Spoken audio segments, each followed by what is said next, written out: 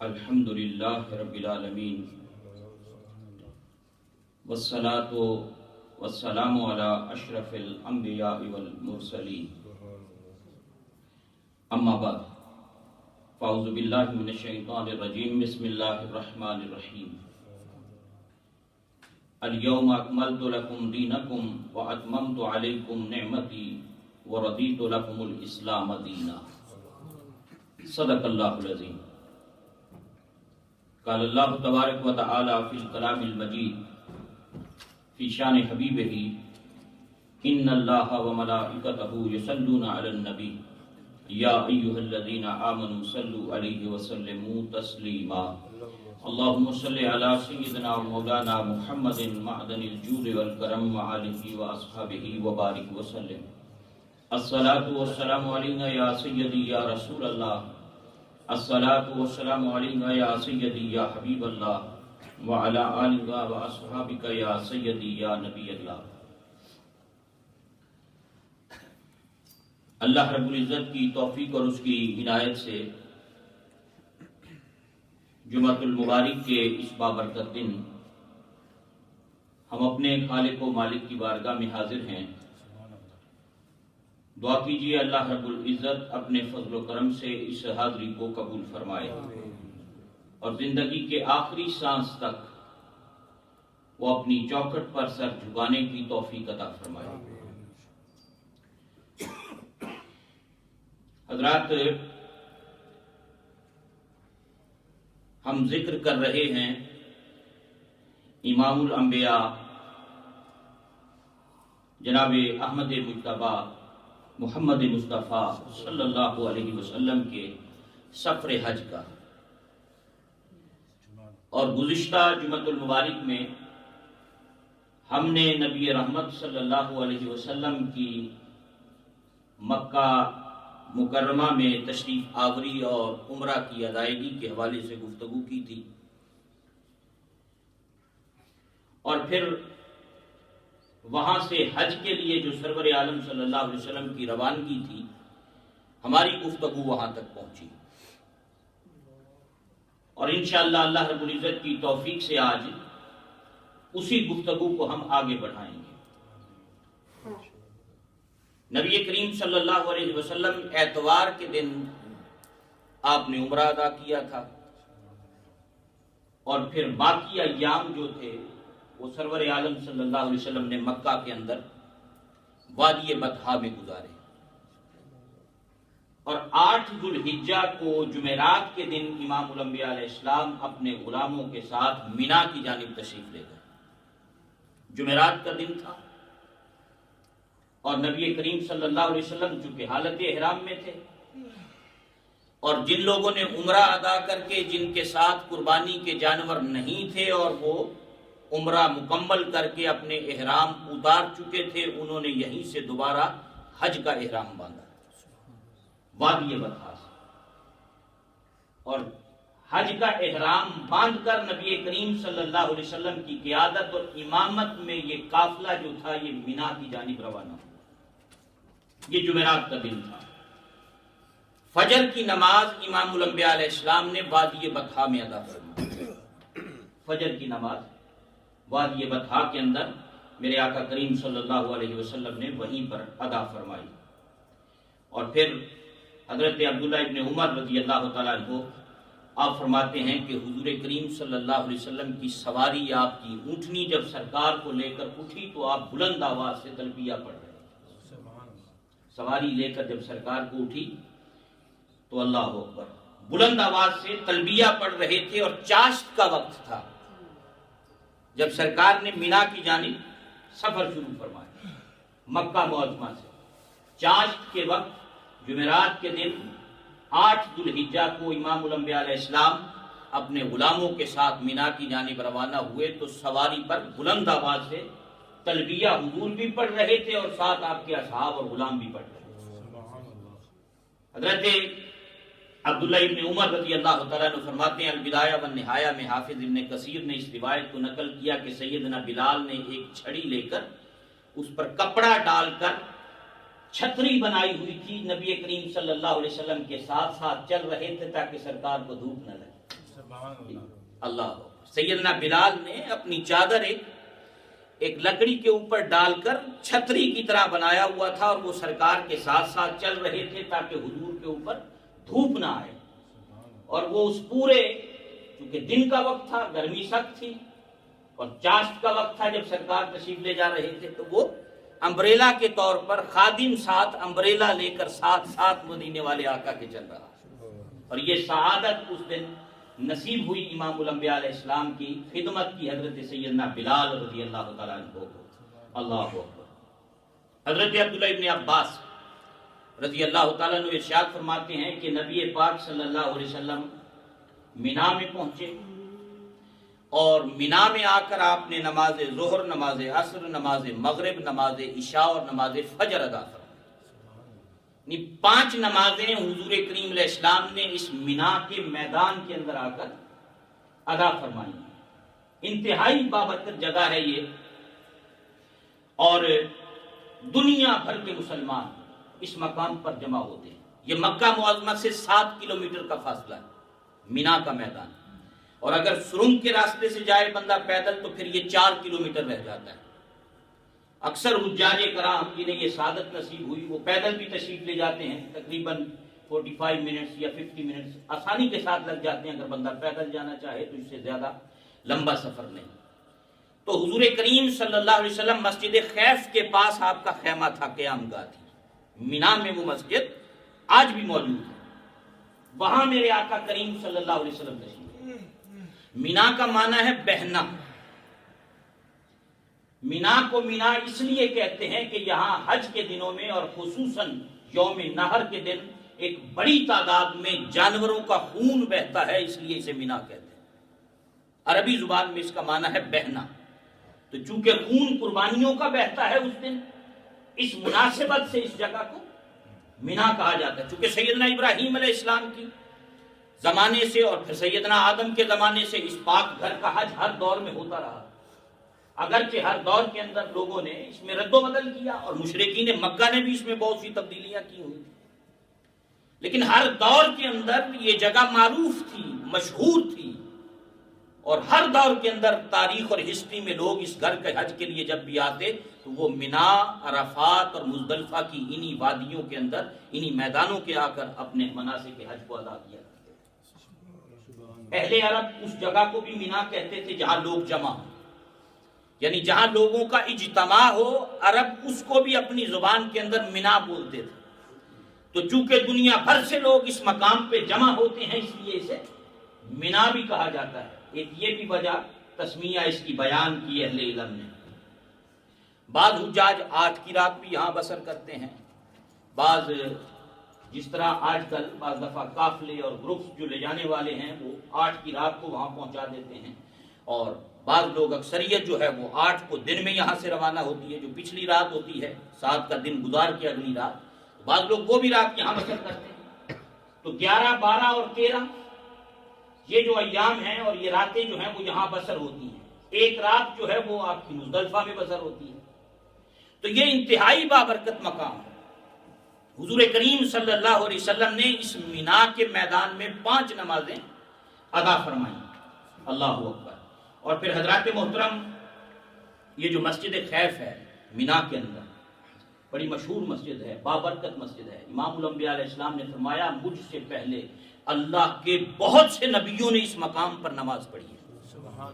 حضور کریم علیہ السلام نے وہاں نمازیں ادا فرمائی، اور اس دوران سرکار تشریف فرما تھے. تکبیریں بھی چل رہی تھیں، تلبیہ بھی پڑھا جا رہا تھا. صحابہ کہتے ہیں جب آپ تشریف لے جا رہے تھے کچھ لوگ تکبیریں پڑھ رہے تھے، کچھ تلبیہ پڑھ رہے تھے. سرکار نے سب کا سنا، کسی کو منع نہیں کیا. جو تکبیریں پڑھ رہے تھے انہوں نے تکبیریں بھی جاری رکھیں، جو تلبیہ پڑھ رہے تھے وہ تلبیہ کے ذریعے اپنے رب کی حمد و ثنا کر رہے تھے. اور امام الانبیاء علیہ السلام اپنے مبارک کانوں سے یہ سب کچھ سماعت فرما رہے تھے. تو یہاں 5 نمازیں میرے آقا کریم علیہ السلام نے ادا فرمائیں. اللہ اکبر. اور پھر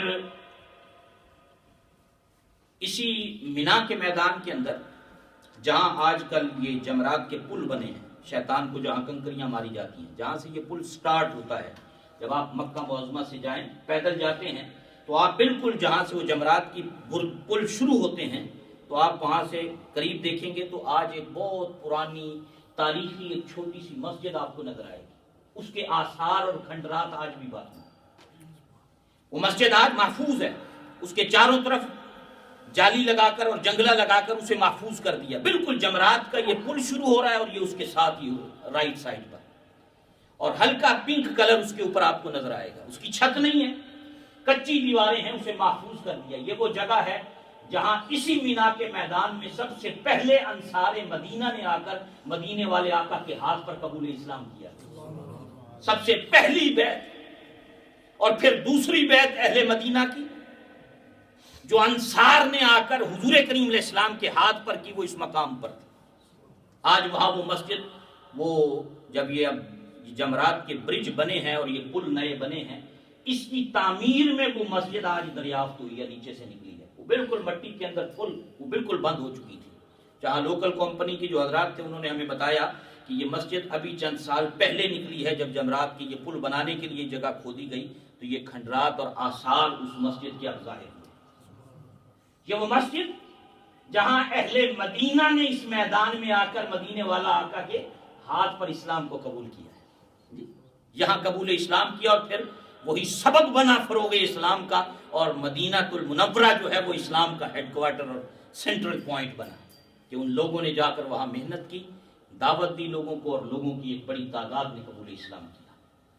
تو 5 نمازیں اس مینا کے میدان میں، یہ پورا مینا یہ ماں کے پیٹ کی طرح ہے، اس میں لاکھوں کروڑوں لوگ بھی آ جائیں تو سما جاتے ہیں، پتہ نہیں چلتا کہ اتنی بڑی تعداد دنیا کی اس چھوٹی جگہ پہ کیسے سما جاتی ہے۔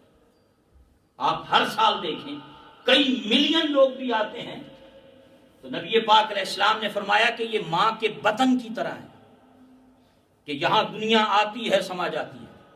اب دیکھیں کئی ملین لوگ وہاں جمع ہوتے ہیں، لیکن پھر بھی ایسے محسوس ہوتا ہے کہ ابھی پتہ نہیں کتنے ملین لوگوں کے سمانے کی جگہ اس کے اندر موجود ہے۔ اللہ اکبر۔ تو حضرات یہ انتہائی بابرکت مقام ہے، اللہ اکبر۔ اور حضور کریم صلی اللہ علیہ وسلم جہاں آپ تشریف فرما تھے مینا میں، آپ نے وہیں قربانی ادا کی، اور آپ نے پھر اعلان فرمایا کہ یہ پورا مینا قربان گاہ ہے، ہر بندہ اس مینا کی حدود کے اندر کسی بھی جگہ اپنے خیمے کے اندر وہ قربانی کر سکتا ہے، اس کی قربانی ہو جائے۔ اب تو خیر قربان گاہ ایک الگ سے باہر ساتھ بنی ہوئی ہے، تو حضور کریم علیہ السلام جہاں تشریف فرما تھے مسجد خیف کے قریب، وہیں آپ نے اپنے ہاتھوں سے قربانیاں آپ نے کی۔ تو وہ مسجد خیف موجود ہے آج، آپ جب جاتے ہیں اس کی زیارت بھی کرتے ہیں۔ تو حضور کریم صلی اللہ علیہ وسلم نے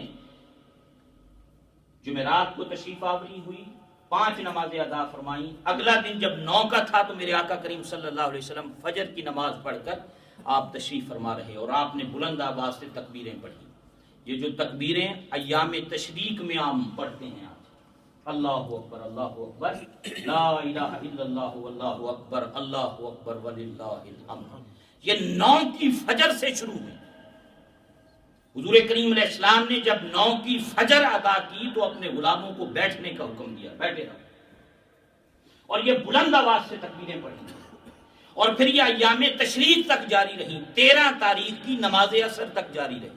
اور آج پوری دنیا میں بسنے والے اہل اسلام جہاں کہیں بھی ہوں، 9 کی فجر سے لے کر 13 کی عصر تک ہر نمازی، نماز پڑھنے والا، چاہے وہ جماعت کے ساتھ پڑھے یا گھر میں پڑھے یا کہیں پڑھے، وہ پڑھنے والا ان تکبیروں کو پڑھتا ہے اور مدینے والے کی سنت کو ادا کرتا ہے۔ تو حضور کریم صلی اللہ علیہ وسلم تشریف فرما رہے، اور میرے آقا کریم علیہ السلام نے بلند آواز سے اپنے رب کی کلمات کی، اپنے رب کی حمد و ثنا کی ان الفاظوں کے ساتھ۔ اور پھر حضرات جب سورج طلوع ہوا تو حضور کریم علیہ السلام نے پھر حکم دیا کہ مقام نمرہ پر میرے لیے خیمہ نصب کرو۔ نمرہ جہاں آج مسجد نمرہ موجود ہے، چونکہ آج جو مسجد موجود ہے یہ بہت بڑی مسجد ہے، اس وقت یہ چھوٹی مسجد تھی۔ آدھی یہ مینا کے آدھی جو یہ مسجد ہے یہ عرفات کے اندر آتی ہے، اور آدھی مسجد عرفات سے باہر ہے۔ مقام نمرہ کے پاس نبی کریم صلی اللہ علیہ وسلم کا خیمہ نصب کیا گیا، حضور کریم صلی اللہ علیہ وسلم نے اپنا خیمہ اس مقام پر نصب کرنے کا حکم دیا۔ نمرا، مسجد نمرا کے بالکل مغربی جانب ایک چھوٹی سی پہاڑی ہے، اس کا نام نمرا ہے، اس کی وجہ سے اس مقام کو نمرا اور اس مسجد کو مسجد نمرا کہا جاتا ہے۔ تو میرے آقا کریم صلی اللہ علیہ وسلم کا خیمہ وہاں تھا۔ اللہ اکبر۔ پھر حضور کریم صلی اللہ علیہ وسلم کی سواری آپ کو لے کر چلی، آپ بلند آواز سے تلبیہ پڑھ رہے تھے۔ تلبیہ پڑھتے ہوئے امام الانبیاء علیہ السلام کا سفر اب مینا سے شروع ہوا، عرفات کی جانب 9 تاریخ، اور یہ سب سے بڑا رکن اعظم ہے حج کا۔ حضرات یہ اتنا بابرکت مقام ہے، اتنا وہ بابرکت دن ہے، قبولیت دعا کے اندر جن چیزوں کو اہمیت حاصل ہے ان میں جگہیں بھی شامل ہیں، ان میں وقت بھی شامل ہے۔ قبولیت دعا کے لیے جگہوں کی بڑی اہمیت ہے۔ ایک ہے اپنے گھر میں دعا مانگنا، ایک ہے مسجد غوثیہ میں دعا مانگنا، بڑا فرق ہے۔ گھر میں دعا مانگنا اور ہے، خدا کے گھر میں آ کے مانگنا اور ہے جی۔ اب ہڈرسفیلڈ کی مسجد میں مانگنا اور ہے، مسجد حرام میں جا کر مانگنا کچھ اور۔ لیکن جگہ بدلنے سے، مقام بدلنے سے ثواب میں تبدیلی آ گئی اور قبولیت دعا کے اندر تبدیلی آ گئی۔ اب دعا یہاں مانگے تو اس کی کوئی اور حیثیت ہے، یہی دعا مدینے والے کے قدموں میں کھڑے ہو کر مانگے تو کوئی بات اور ہے۔ جگہ بدلنے سے، شہر بدلنے سے، مقام بدلنے سے قبولیت دعا میں زیادہ اثرات پیدا ہو جاتے ہیں۔ حضرات دنوں کی بھی بڑی حیثیت ہے، وقت بڑا قیمتی ہوتا ہے قبولیت دعا کے لیے۔ اب یہی جمعہ کا دن ہے، امام الانبیاء علیہ السلام نے فرمایا عصر اور مغرب کے درمیان ایک گھڑی ایسی آتی ہے کہ اس وقت جو دعا مانگی جائے اللہ اسے قبولیت کا شرط بتا دے۔ بعض وقت بڑے قیمتی، بعض جگہ بڑی قیمتی ہیں۔ یعنی ہم لوگ جب کسی بابرکت مقام پر جا کر دعائیں مانگتے ہیں تو اس کی اصل یہ ہے کہ اگر جگہ بابرکت ہو تو رب کی بارگاہ میں اس دعا کی قبولیت کی امید بڑھ جاتی ہے کہ شاید میری دعا گھر میں قبول ہو یا نہ ہو، لیکن اگر اس بابرکت مقام پر کھڑے ہو کر دعا مانگوں گا تو اللہ مجھ پر اپنے فضل کے دروازے کھول دے۔ ہمارا یہی عقیدہ ہے۔ ہم مزارات اولیاء، مزارات انبیاء یا انبیاء کی جو بابرکت جگہ ہیں یا صالحین کی جو بابرکت نسبت رکھنے والی جگہ ہیں، ہم ان جگہوں پر جا کر دعائیں اس لیے مانگتے ہیں، مانگتے دعا رب سے ہی ہیں۔ ہم دعا کسی قبر والے سے نہیں مانگتے، اپنی حاجت ہم کسی صاحب مزار سے نہیں مانگتے، حاجتیں اپنی رب سے طلب کرتے ہیں۔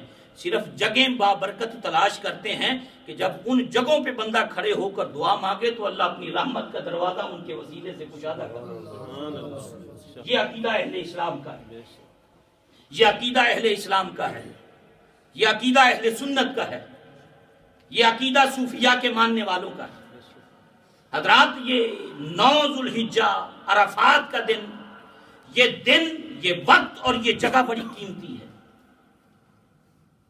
امام الانبیاء علیہ السلام نے فرمایا اس دن سے بڑھ کر اللہ اور کسی دن اتنی بڑی تعداد میں اپنے بندوں کو جہنم کی آگ سے نجات نہیں عطا کرتا جتنا اس دن عطا کرتا۔ سبحان اللہ۔ یعنی سب سے زیادہ اگر وہ بندوں کو جہنم سے نجات دے کر بخشش عطا کرتا ہے تو وہ عرفات کا میدان ہے۔ ساری دنیا کے حاجی اس مقام پر کھڑے۔ حضور کریم صلی اللہ علیہ وسلم نے ارشاد فرمایا وہ اپنی شان کے لائق، رب اپنی شان کے لائق آسمان دنیا پر نزول فرماتا ہے، آسمان دنیا پر نزول فرماتا ہے۔ وہ اپنی شان کے لائق، اس کی حقیقت وہ خود جانتا ہے کہ وہ آسمان دنیا پر نزول فرماتا ہے، اور پھر فرشتوں سے مخاطب ہو کے فرماتا ہے یہ کون ہیں، کس لیے آئے ہیں؟ یہ غبار آلود،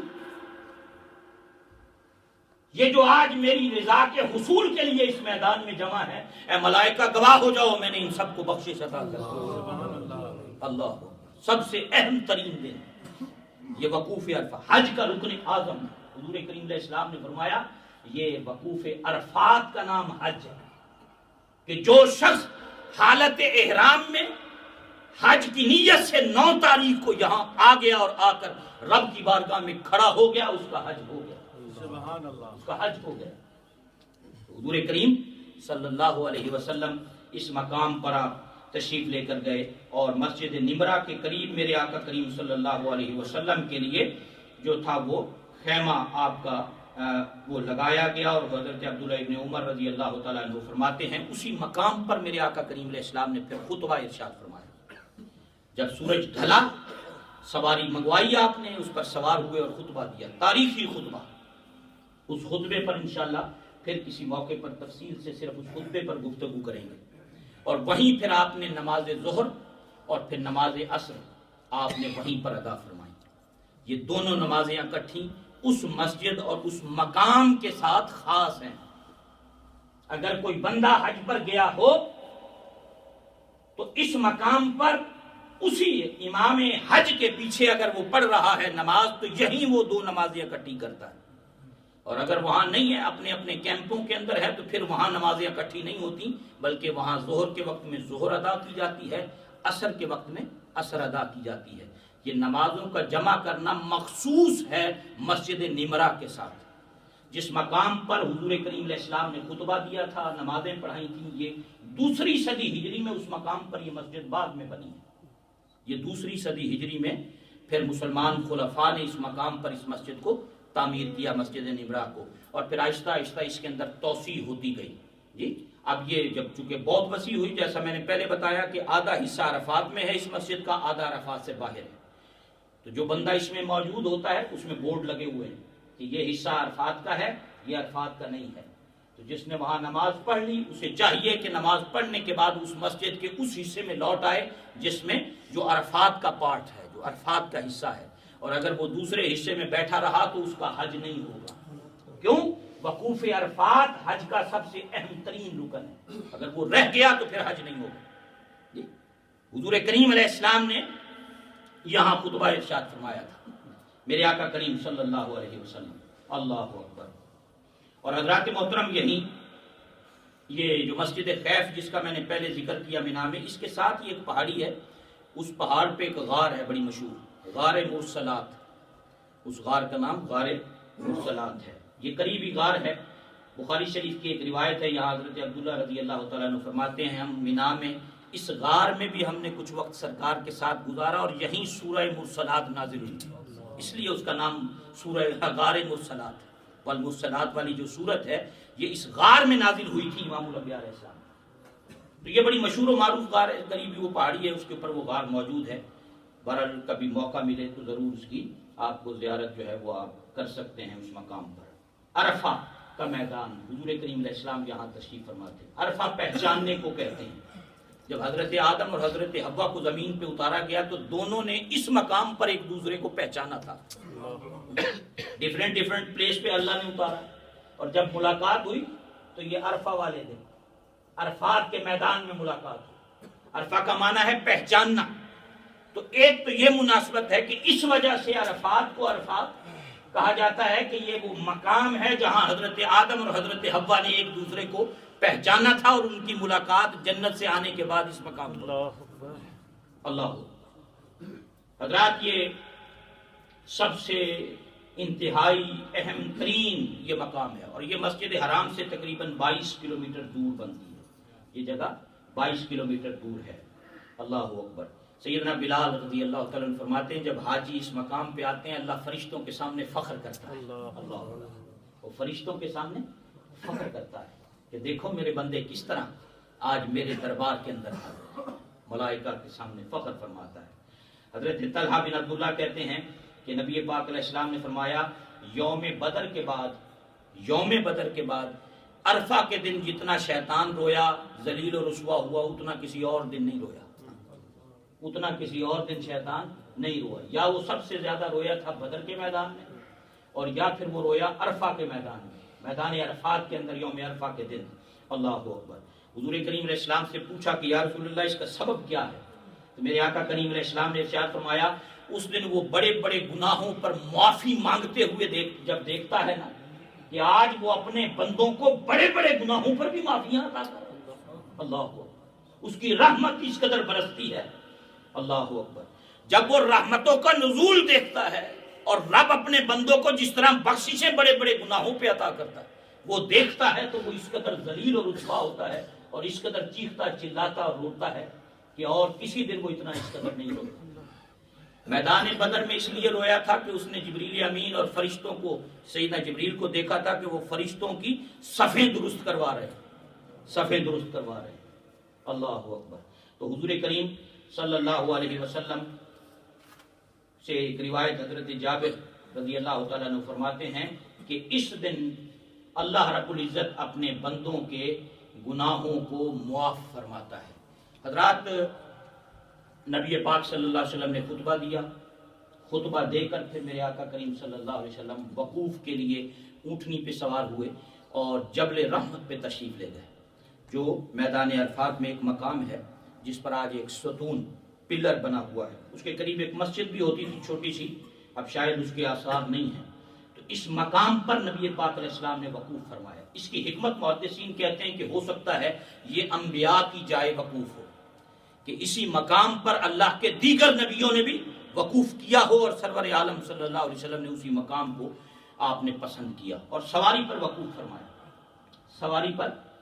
فرمایا. اس سے پتہ لگا اگر کوئی بندہ اس میدان میں کسی گاڑی پر بھی بیٹھا ہوا ہے, سواری پر بھی سوار ہے اور آ گیا ہے اور رب کی بارگاہ میں ہاتھ اٹھا کر مانگ رہا ہے تو اس کا وقوف درست ہو جاتا ہے, کیونکہ سرکار نے سواری پر.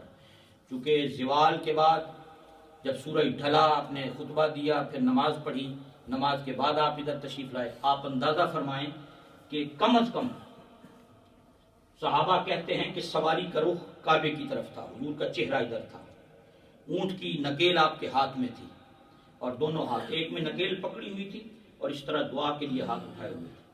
اور آپ اندازہ فرمائیں تقریباً 5-6 گھنٹے یہ دعا جاری رہی.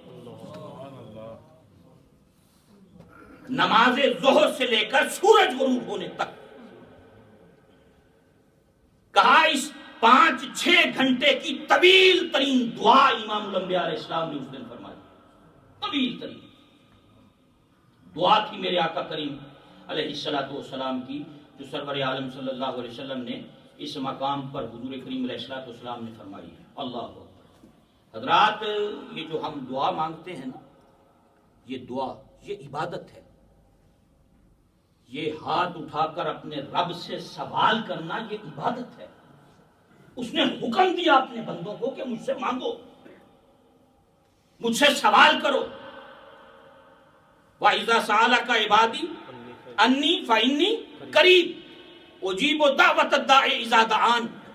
کہ اے حبیب صلی اللہ علیہ وسلم, یہ جو میرے بندے آپ سے آ کر پوچھتے ہیں نا میرے بارے میں, رب فرما رہا ہے کہ اے حبیب صلی اللہ علیہ وسلم, یہ جو میرے بندے آپ کے پاس آ کر میرے بارے میں یعنی اپنے رب کے بارے میں پوچھتے ہیں نا کہ رب کہاں ہے, تو آپ انہیں بتا دیں کہ میں تو ان کے قریب ہوں. اللہ فإنی قریب, میں ان کے قریب ہوں. اجیب دعوت الداع اذا دعان, یہ جب بھی مجھ سے سوال کریں میں ان کی دعاؤں کو قبول کرتا ہوں. سبحان اللہ, سبحان اللہ. یہ جو ہاتھ اٹھا کر مانگنا جس پر آج امت لڑتی پھر رہی, لیکن آج دعا بھی اختلافی مسئلہ بن گیا کہ جنازے پڑھ کر بعض دفعہ مساجد سے میت لے کے ایسے بھاگتے ہیں جیسے پتہ نہیں کوئی کفر اور شرک ہونے لگا. جنازہ اٹھا کر دوڑ لگا دیتے ہیں, تو دعا بھی نہیں مانگنے دیتے کہ شاید کوئی شرک نہ کر بیٹھے ہو. خدا کے بندو, اللہ نے تو مطلقاً اپنے قرآن کے اندر یہ بات ارشاد فرمائی, جب بھی مجھ سے مانگو. جب رب نے قید نہیں لگائی تو تجھے کس نے اتھارٹی دی ہے قید لگانے کی کہ یہاں مانگنی ہے اور وہاں نہیں مانگنی. جب اللہ اور اس کے رسول نے قید نہیں لگائی, مطلقاً حکم دیا جب بھی مجھ سے مانگو تمہاری دعاؤں کو قبول کرتا ہوں. حضرات یہ عبادت ہے. نبی کریم صلی اللہ علیہ وسلم نے ارشاد فرمایا الدعاء هو العبادہ, یہ دعا عبادت ہے. الدعاء مخ العبادہ, یہ عبادت کا مغز ہے. الدعاء صلاح المومن, یہ مومن کا ہتھیار ہے. الدعاء نور السماوات والارض, یہ زمین و آسمان کا نور ہے. امام الانبیاء علیہ السلام نے فرمایا جس کے لیے دعا کا دروازہ کھل جائے وہ سمجھ جائے کہ اس کے لیے اللہ کی رحمت کا دروازہ کھل جائے.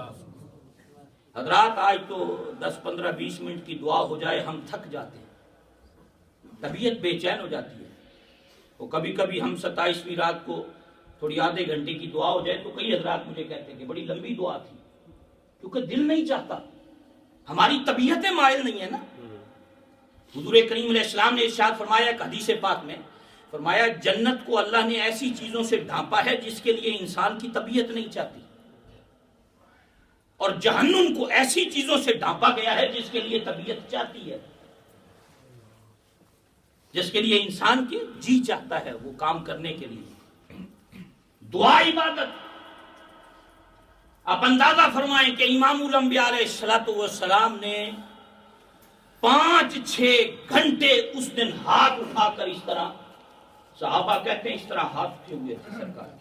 ایک ہاتھ میں میرے آقا کریم صلی اللہ علیہ وسلم نے ایک ہاتھ میں اونٹنی کی نکیل پکڑی ہوئی تھی، اور حضور کریم صلی اللہ علیہ وسلم اتنی تفصیل کے ساتھ آپ نے لمبی دعائیں فرمائی.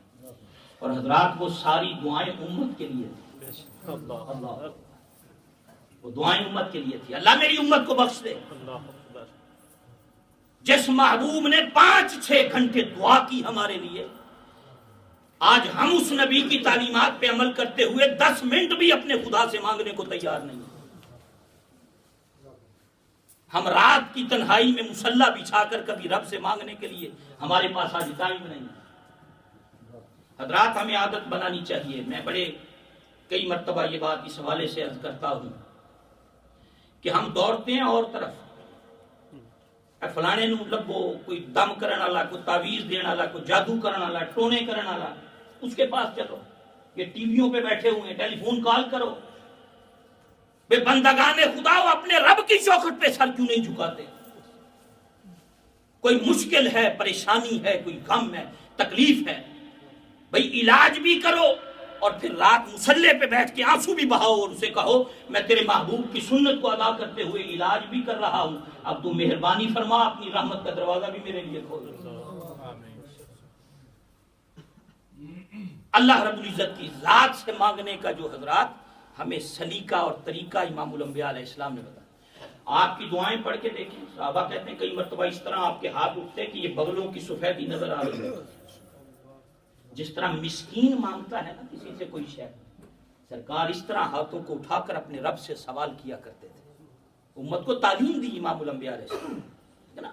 کبھی یہاں تک ہاتھ اٹھائے، کبھی اس سے اوپر ہاتھ اٹھائے، کبھی اس سے اوپر ہاتھ اٹھائے. لیکن ایک بات یاد رکھیے گا کہ ہاتھ اٹھنے کے ساتھ ساتھ بندے کا دل بھی خدا سے مانگ رہا ہے. قبولیت دعا میں اس چیز کی بڑی اہمیت ہے. یہ نہ ہو کہ بندہ مانگ تو خدا سے رہا ہو اور توجہ اس کی کسی اور جانب ہو، بیٹھا رب کی بارگاہ میں ہو، دیکھ ادھر ادھر رہا ہو. غافل دل والے کی دعا اللہ قبول نہیں کرتا. دعا اس کی قبول ہوتی ہے جس کی زبان بھی مانگ رہی ہو، جس کا دل بھی مانگ رہا ہو، جس کے جسم کا عضو خدا کی چوکھٹ پہ جھک کر اس سے سوال کر رہا ہو. حضرات 5-6 گھنٹے دعائیں مانگیں. اور حضور کریم صلی اللہ علیہ وسلم نے ارشاد فرمایا اس میدان میں رب نے اپنے جو حقوق تھے نا ان کی معافی کا اعلان کیا، اور فرمایا مزدلفہ کی رات میں رب نے بندوں کے حقوق بھی اپنے ذمہ لے لیے. اللہ کو یہاں تو یہ وعدہ تھا کہ جو میرے حقوق میں کمی رہ گئی میں تیرے امتیوں کو معاف کر دوں گا. اور فرمایا مزدلفہ کی رات مجھ پر یہ بھی اللہ نے مہربانی کی کہ یہاں مجھ سے وعدہ کر لیا کہ جو ان کے آپس کے معاملات کمیاں کوتاہیاں رہ گئیں وہ بھی میں اپنے فضل و کرم سے دور کروا کر انہیں جنت عطا کر دوں گا. وہ مہربانی اس رات. حضرات بڑے بڑے گناہوں پر حضور سید عالم صلی اللہ علیہ وسلم نے ارشاد فرمایا کہ اس میدان کے اندر اللہ رب العزت اپنے بندوں کو معافی عطا فرماتا ہے. شام تک یہ حضور کریم صلی اللہ علیہ وسلم کی دعا 5-6 گھنٹے آپ لگا لیں، دعا سرکار فرماتے رہے. صحابہ کہتے ہیں کئی مرتبہ وہ نکیل نیچے گر جاتی اٹھنے کی، حضور ایک ہاتھ سے اٹھاتے اور ایک ہاتھ دعا کے لیے اٹھا ہوا ہے. تو ایک ہاتھ دعا کے لیے اٹھا ہوا ہے اور ایک ہاتھ سے وہ نکیل رسی دوبارہ پکڑ لی. پھر اس طرح نماز مغرب تک، سورج کے غروب ہونے تک سرکار کو بڑا قیمتی وقت ہوتا ہے. اور اس دن جسے توفیق اور شرف نصیب ہو اس کو چاہیے کہ یہ دن اور یہ وقت اس کا سارا خدا کی بارگاہ میں دعائیں مانگتے ہوئے گزرنا چاہیے. جب سورج غروب ہوا حضرت اسامہ رضی اللہ تعالیٰ عنہ فرماتے ہیں مجھے عرفہ کی شام نبی کریم علیہ السلام نے اپنی سواری کے پیچھے بٹھایا. حضرت اسامہ کہتے ہیں مجھے پیچھے سواری کے بٹھایا اور پھر حضور کریم علیہ السلام کے ساتھ مجھے شرف نصیب ہوا مزدلفہ کے میدان کی جانب جانے کا. سورج غروب ہونے کے بعد حضور کریم علیہ السلام یہاں سے آگے تشریف لے کر گئے. اللہ اکبر. اور حضرت اسامہ کہتے ہیں آپ کی سواری درمیانی چال چل رہی تھی, دونوں ہاتھوں سے آپ نے اس کی رسی پکڑی ہوئی تھی اور درمیانی رفتار. کچھ لوگوں کو تیز سواریاں دوڑاتے ہوئے سرکار نے دیکھا, وہ فرمایا سواریوں کو درمیانی چال چلاؤ, آہستہ چلاؤ, تیز رفتاری کوئی نیکی نہیں ہے. تیز رفتاری اور گاڑیوں کو اور سواریوں کو تیز چلانا یہ نیکی نہیں. جس طرح آج کل ہمارے لوگ بعض اوقات ہمارے نوجوان اور ہمارے لوگ گاڑیاں ایسی دوڑاتے ہیں تیز, اور اسپیشل عید والے دن جو تماشا ہوتا ہے مانچسٹر اور یہ روڈوں کے اوپر گاڑیاں بک کروانی اور پھر ان کو بھگانا اور دوڑانا, منع کیا سرکار نے. فرمایا بہترین سوار وہ ہے جو اپنی سواری کو اپنے کنٹرول میں رکھے, اور یہ تیز دوڑانا نیکی نہیں ہے. منع کیا سرکار نے اس میدان کے اندر جب آپ کی سواری جا رہی تھی. حضرت اسامہ کہتے ہیں حضور کریم صلی اللہ علیہ وسلم نے اس وقت آپ نے یہ ارشاد فرمایا اور آپ مسلسل تلبیہ پڑھ رہے تھے. سرکار تلبیہ پڑھتے ہوئے تشریف لے کر جا رہے تھے. راستے میں ایک وادی آئی, وہاں آپ رکے, آپ نے رفع حاجت فرمائی اور وہاں آپ نے وضو کیا. حضرت عبداللہ ابن عمر کا زندگی بھر معمول تھا, زندگی بھر عبداللہ ابن عمر کا معمول تھا. وہ جب حج کے لیے آتے تو یہیں رکتے, یہاں استنجا فرماتے, یہاں وضو کرتے, پھر آگے چلتے. فرمایا میں نے اپنے حبیب کو یہاں اسی طرح کرتے ہوئے دیکھا. بخاری میں ایک باب ہے, صحیح البخاری میں ایک باب ہے ان مسجدوں کا بیان جو مکہ اور مدینہ کے درمیان ہے. یہ ہیڈنگ ہے اس کی. اور پتہ ہے وہ مسجدیں کون سی ہیں جہاں جہاں سرکار نے نماز پڑھی. حضرت عبداللہ ابن عمر کا معمول تھا, وہ ہر اس مقام پہ نماز پڑھتے تھے جہاں مدینے والے نے نماز پڑھی. دیکھیں نا, یہ برکتیں حاصل کر, یہ صحابہ کی سنت کہ جن مقامات کی نسبت انبیاء سے ہے ان مقامات پر جا کر نمازیں ادا کرنا, یہ صحابہ کا طریقہ ہے. اور دور صحابہ سے لے کر آج تک یہ نشانیاں قائم رہی. یہ تو اب ان نجدیوں نے آ کر ان نشانیوں کو مٹانا شروع کیا اور شرک و بدعت کے نام پر وہ مسجدیں, وہ مقامات, وہ ہر چیز ہی ختم کر دی گئی. وگرنہ اس سے پہلے 1400 سال سے وہ چیزیں محفوظ چلی آ رہی تھیں. امام بخاری نے ہیڈنگ چیپٹر قائم کیا بخاری میں کہ ان مسجدوں کا بیان جو مکے اور مدینے کے درمیان ہے, اور وہ کون سی ہیں جہاں امام الانبیاء علیہ السلام نمازیں ادا کرتے. حضرت عبداللہ ابن عمر ہر جگہ رکتے تھے, ہر جگہ رکتے. اچھا, ایک سواری ایک دن آ رہے تھے حج کے لیے, تو ایک درخت کے نیچے گزرے عبداللہ ابن عمر. سواری کو نا ایک چکر لگایا اس طرح, درخت تھا اس کے نیچے, سر نیچے کیا, ایک سرکل کے اندر اپنی سواری کو گھمایا, پھر آگے چل پڑے. لوگوں نے پوچھا کیا مسئلہ تھا یہاں آپ نے سواری کو اس طرح گھما کے پھر آپ آگے چلے, سر نیچے کیا. فرمایا جب میں سرکار کے ساتھ آیا تھا تو اس مقام پہ ایک درخت تھا, حضور نے سر انور نیچے کیا تھا, یہاں سواری گھمائی تھی, میں نے تو اپنے حبیب کی اس سنت کو ادا کیا. آج وہ درخت تو نہیں لیکن یہ جگہ وہی ہے, میرے حبیب نے ایسا کیا تھا, میں تو اپنے حبیب کی سنت ادا کیا. صحابہ نے ایک ایک چیز محفوظ رکھی تھی, ایک ایک عمل محفوظ رکھا تھا. اللہ اکبر. تو حضور کریم صلی اللہ علیہ وسلم آپ تشریف لے جائے, پھر آپ آگے سے مزدلفہ کی طرف. راستے میں لوگ سوالات بھی پوچھ رہے تھے. جی اس سوال پر گفتگو ختم کر لیتے ہیں. حضرت ابو سعید کہتے ہیں مجھے میرے خالو نے بتایا کہ مزدلفہ اور عرفات کے درمیان مجھے سرکار کی زیارت کا شرف نصیب ہوا, تو میں حاضر خدمت ہوا, میں نے نکیل تھام لی اور نکیل تھام کے سوال کیا, سرکار سے پوچھا یا رسول اللہ صلی اللہ علیہ وسلم ارشاد فرمائیے وہ کون سی چیزیں ہیں جو مجھے جنت کے قریب کر دیں اور جہنم سے دور کر دیں. سواری روکی سرکار کی, سوال کیا حضور سے مزدلفہ اور عرفات کے درمیان.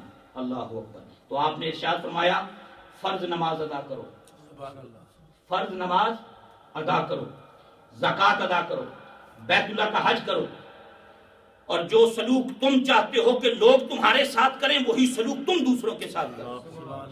جن چیزوں کو تم اپنے لیے ناپسند کرتے ہو وہی چیزیں دوسروں کے لیے بھی ناپسند کرو. فرمایا یہ کر لو تم جنت کے قریب ہو جاؤ گے, جہنم سے دور ہو جاؤ. یہ سرکار نے مزدلفہ اور عرفات کے درمیان حضرت ابو سوید کو سوال کے جواب کے اندر یہ بات میرے آقا کریم صلی اللہ علیہ وسلم نے ارشاد فرمائی. اور پھر آپ مزدلفہ کے اندر تشریف لائے. حضرت اسامہ کہتے ہیں یہاں آپ نے کامل وضو ادا کیا, پھر اذان دی گئی, مغرب کی 3 رکعتیں پڑھائیں اور اس کے بعد پھر عشاء کی 2 رکعتیں پڑھائیں سرور عالم صلی اللہ علیہ وسلم نے. اور پھر اس رات اس میدان کے اندر آپ نے قیام فرمایا, سوئے آپ. حالانکہ آپ تہجد کی نماز ترک نہیں فرماتے تھے, لیکن مزدلفہ کی رات تہجد آپ نے چھوڑ دی. عشاء پڑھتے ہی آپ لیٹ گئے آرام فرمانے کے لیے, اور پھر صبح آپ بیدار ہوئے. اللہ اکبر. کیونکہ دیکھیں نگاہ نبوت قیامت تک دیکھ رہی تھی کہ میرے امتی تھک تھکا کر یہاں آئیں گے, ہیں جی, تو اس لیے حضور نے اس دن آرام فرمایا تاکہ بعد میں آنے والے امتیوں کے لیے مشکل نہ ہو جائے. اللہ, ایک ایک عمل سرکار کا حکمت والا ہے. انشاءاللہ باقی باتیں آئندہ جمعۃ المبارک میں پھر عرض کریں گے. اللہ تعالیٰ اپنے حبیب کریم علیہ السلام کا صدقہ ہمیں بھی حرمین کی حاضری اور زیارت کا شرف نصیب فرمائے. وما علینا الا البلاغ المبین.